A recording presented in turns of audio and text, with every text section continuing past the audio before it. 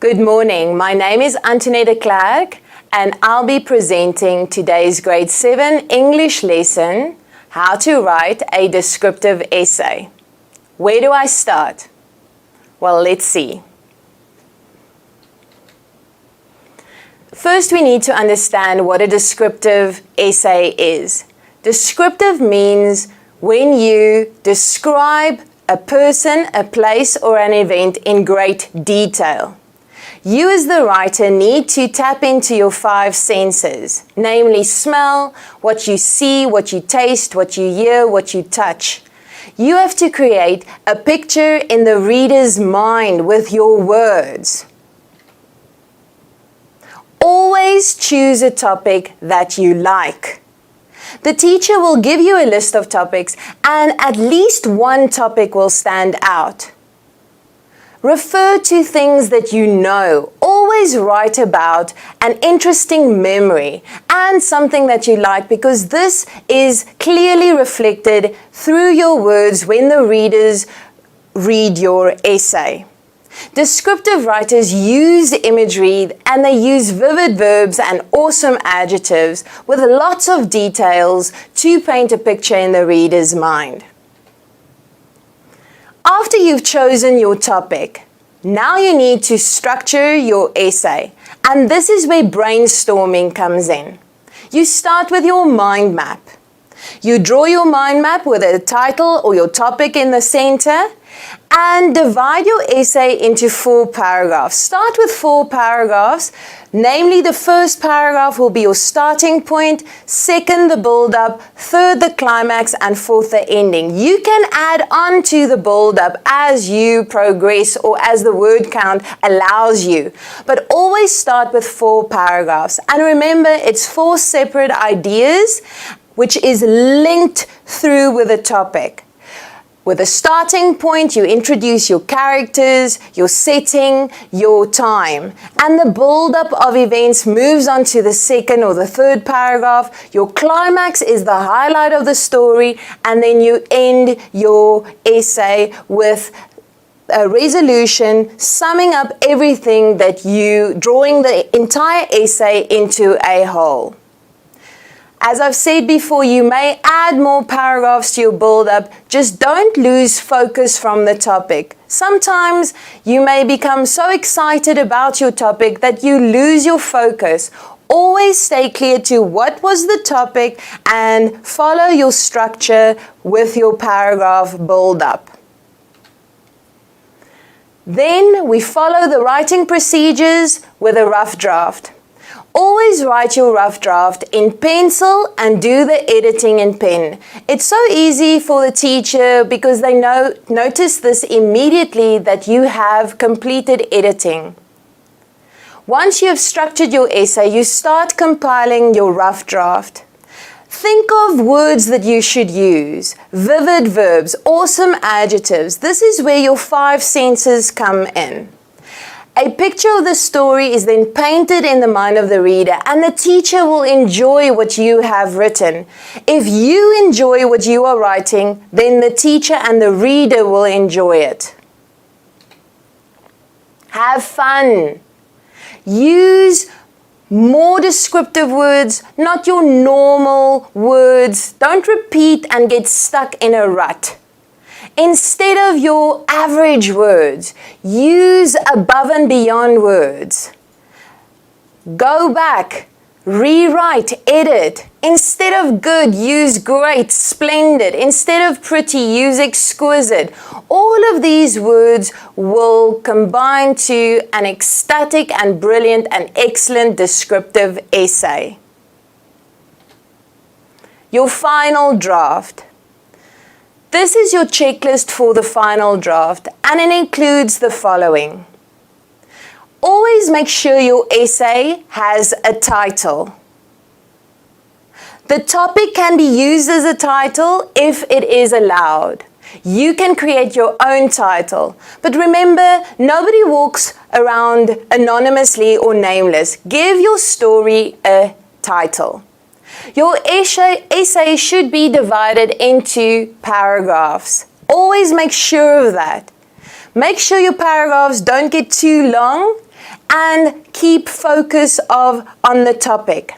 Make sure you stayed within the limits of the assignment's word count. Don't get too carried away. Each paragraph represents one idea. And lastly, your final draft is error-free. It's written in blue pen and it's error-free. Well, that's it for the descriptive essay and how to write it and how to become a better writer. And remember, everybody can write. There is a writer inside of all of us. You just need to know how. Thank you, and make sure you stay tuned to the next lesson.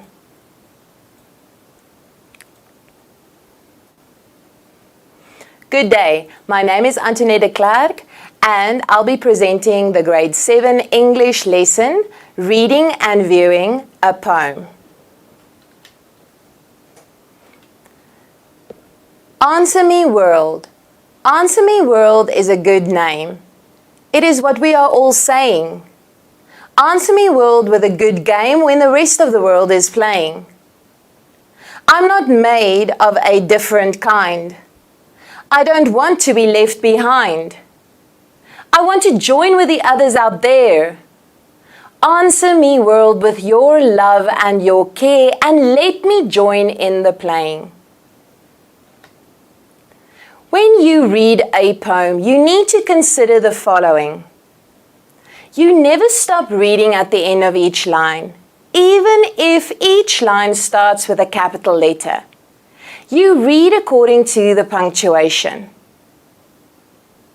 Read the poem with rhythm, because if you don't, it doesn't sound like a poem.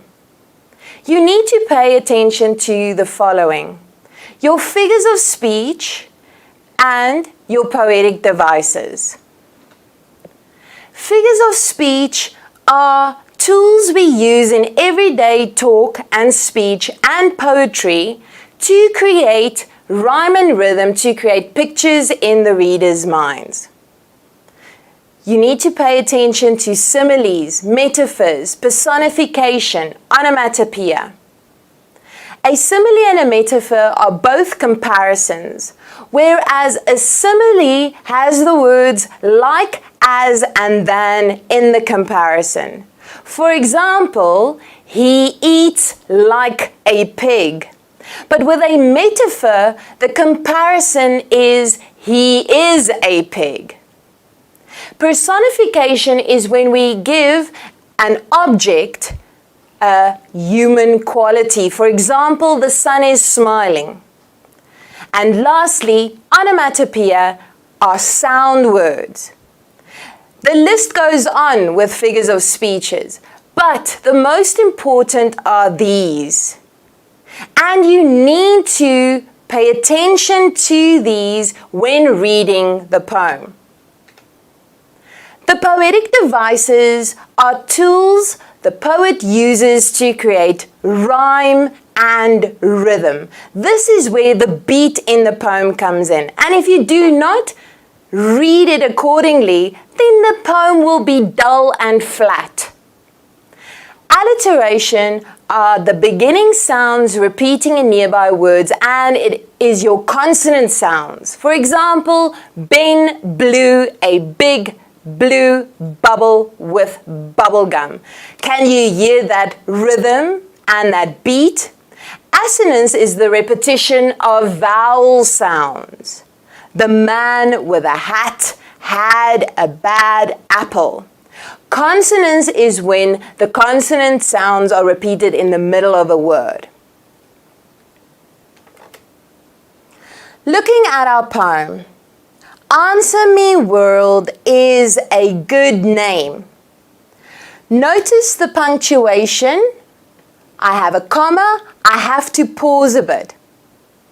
It is what we are all saying. What we are all saying. Do you notice the alliteration? Answer Me World with a good game. So there we have a beat again. Good game when the rest of the world is playing. And Alliteration, again, there we have a rhythm. I'm not made of a different kind. Different kind. Do you notice the assonance? I don't want to be left behind. Look at that consonance. I want to join with the others out there. Answer me, world, with your love and your care, and let me join in the playing. The last two lines need to be read as one, as we've said. Even if it starts with a capital letter, you need to read according to the punctuation. Well, that's it for our reading and viewing a poem lesson. Make sure you tune into the next one. Thank you and goodbye.